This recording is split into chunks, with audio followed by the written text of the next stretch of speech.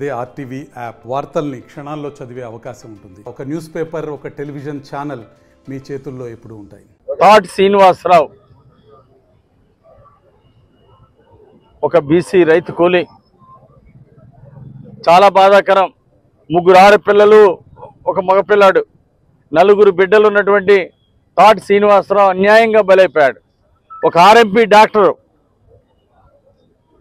అసమర్థత వలన, Mallikarjuna Reddy రవ్వారం RMP doctor యొక్క అసమర్థత వలన ఒక నిండు ప్రాణం బలిగొన్నాడు. ఈరోజు ఒక చిన్న విషయానికి ఎక్స్పైర్డ్ అయినటువంటి డేటు మందులు వాడి ఒక ఇంజక్షన్ చేసి, ఎక్స్పైర్డ్ అయిన ఇంజక్షన్ ఎలా చేస్తాడు? ఈరోజు తాడి శ్రీనివాసరావు సావుకి కారణమైనటువంటి ఆ ఇంజక్షన్, ఆ ఆర్ఎంపీ డాక్టర్ మల్లికార్జున రెడ్డి నిర్వాహకం వలన ఒక నిండు ప్రాణం బలైపోయింది. 4 బిడ్డలు ఈరోజు రోడ్డున పడ్డారు. ఇలాంటి ఆర్ఎంపీల వలన వ్యవస్థకే మచ్చ వస్తూ ఉంది.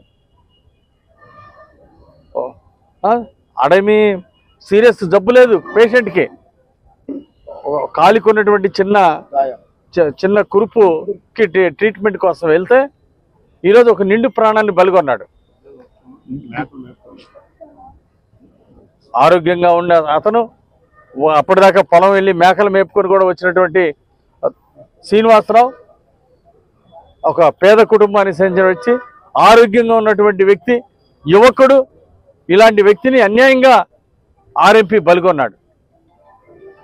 ఆర్ఎంపీ చేసినటువంటి ఇంజక్షన్ వల్లనే చేసిన 5 నిమిషాల్లో చనిపోయాడని ఈరోజు ప్రత్యక్ష సాక్షులు చెప్తా ఉన్నారు.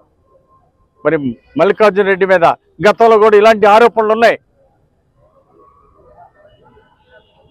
దీన్ని నిష్పక్షపాతంగా ఎంక్వైరీ చేయాలని, బాధితుల కుటుంబానికి న్యాయం జరగాలని, తప్పు చేసిన వాళ్ళ మీద కఠినంగా చర్య తీసుకోవాలని అధికారుల్ని ఆదేశిస్తున్నాం.